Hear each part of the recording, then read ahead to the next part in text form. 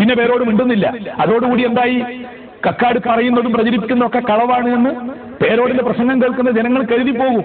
അതുകൊണ്ട് മാത്രമാണ് ഒരു ത്വരീഖത്തിന്റെ ഹാദിമായ ഞാന് മനഃപൂർവ്വം കളവ് പറഞ്ഞിട്ടില്ല, പറയില്ല ഇൻഷാ അല്ലാഹ്. അപ്പൊ ആ സ്ഥിതിക്കുള്ള പ്രചാരണം സഹിക്കാൻ കഴിയാത്തതുകൊണ്ടാണ് ഇത് പറയേണ്ടി വന്നത്. ചുരുക്കത്തിൽ കോഴ്സിന് പോകാനുള്ള ടിക്കറ്റ് എ പി ഉസ്താദ് അല്ല തന്നത്.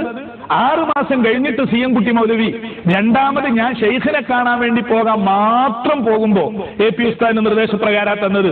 പിന്നെ 2004 ജൂലൈ 9-നാണ് സമസ്ത AP വിഭാഗത്തിന്റെ മുഷാവറ തീരുമാനം ത്വരീഖത്തിനെതിരായി വരുന്നത്. ഈ ദീർഘമായ 6.5 വർഷ കാലയളവിനുള്ളിൽ പല വിധത്തിലുള്ള സ്നേഹബന്ധങ്ങളും എനിക്ക് ത്വരീഖത്തുണ്ട് എന്നറിഞ്ഞുകൊണ്ട് തന്നെ അവർ അംഗീകരിച്ചിട്ടുണ്ട്. അതിൽ ഏറ്റവും വലിയ തമാശ എന്താണ്? ഞാൻ പിന്നെ 5 കൊല്ലം കഴിഞ്ഞ് 20ഓളം വരുന്ന ദസൂക്കികളായ സ്ത്രീകളെയും പുരുഷന്മാരെയും ഷെയ്ഖ് മുഖ്താറിന്റെ അടുത്തേക്ക് കൊണ്ടുപോയി. മർക്കസ് ആർട്സ് കോളേജിൽ നിന്ന് ക്ലാസ് കഴിഞ്ഞിട്ടാണ് ഞാൻ വിമാനത്തിലേക്ക് പോകുന്നത്. അന്ന് മയദീനിലെ ക്ലാസ് ഞാൻ എടുക്കാറുണ്ട്, ദഅവത്ത് മീറ്റിംഗ് ഞാൻ നടത്താറുണ്ട്, AP ഉസ്താദിന്റെ കൂടെ യാത്ര ചെയ്യാറുണ്ട്. എന്നിട്ട് 20-ൽ ചില്ലാൻ ആളുകളെ, അത് സ്ത്രീകളുണ്ട്, ഇത് നമ്മുടെ പ്രിയപ്പെട്ട കൈരളിയൊക്കെ അന്ന് പോന്നതാ കൂടെ. അപ്പൊ ത്വരീഖത്തിൽ ഒട്ടിച്ചേർന്ന് നിൽക്കുമ്പോൾ തന്നെ മർക്കസുമായും ഒട്ടിച്ചേർന്ന് നിൽക്കുന്നുണ്ട്. ആ ടൈമിലാണ് മദീനത്തുൽ കിറാം പറമ്പ് വാങ്ങുന്നത്, കിറാമിൽ നിന്ന് ത്വരീഖത്തിന്റെ കേന്ദ്രം വാങ്ങുന്നത്. ഭൂമി വാങ്ങലുമായി ബന്ധപ്പെട്ട് AP ഉസ്താദുമായി ബന്ധപ്പെട്ടവരോട് പലരോടും സംസാരിച്ചിട്ടുണ്ട്. എന്നിട്ട് ഇവിടെ നിന്നാണ് ഞങ്ങൾ ഷെയ്ഖിനെ കാണാൻ ഇത്രയും കൂടുതൽ ആളുകൾ പോകുന്നു.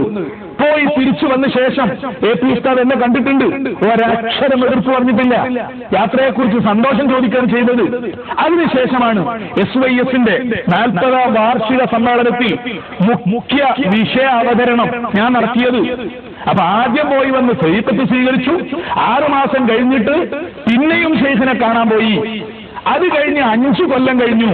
പിന്നീട് 2004 ഏപ്രിൽ 16, 17, 18 അതിലെ പ്രോഗ്രാം കമ്മിറ്റി അംഗമായിരുന്നു ഞാന്. സമ്മേളനത്തിന്റെ പ്രമേയം അവതരിപ്പിച്ച ആദ്യത്തെ സമ്മേളനത്തിൽ കോഴിക്കോട് നിന്ന് ഞാനാണ് വിഷയം അവതരിപ്പിക്കുന്നത്.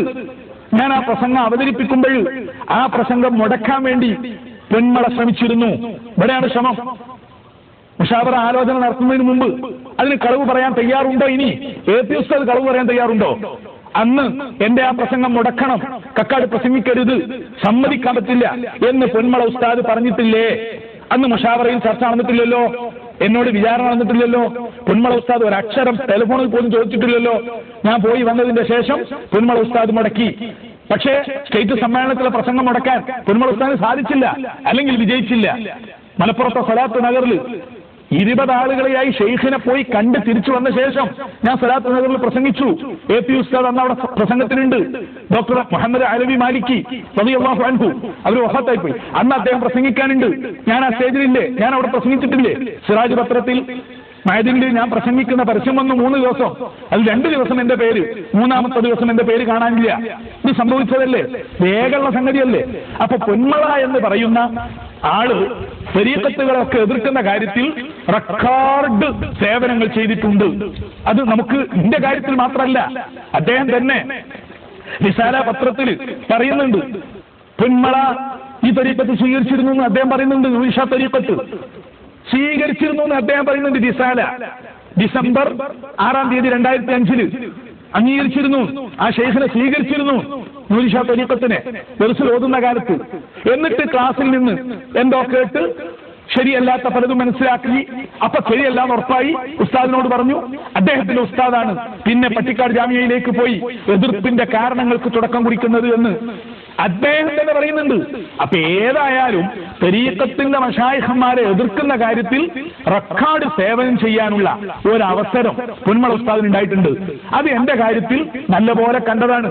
അപ്പോഴും പൊന്മള ഉസ്താദ് എതിർത്തിട്ടും സമസ്തയുടെ SYS-ന്റെ 40ാം വാർഷികത്തിൽ വിഷയം അവതരിപ്പിച്ച് കക്കാട് മുഹമ്മദ് ഫൈസ് സംസാരിച്ചു.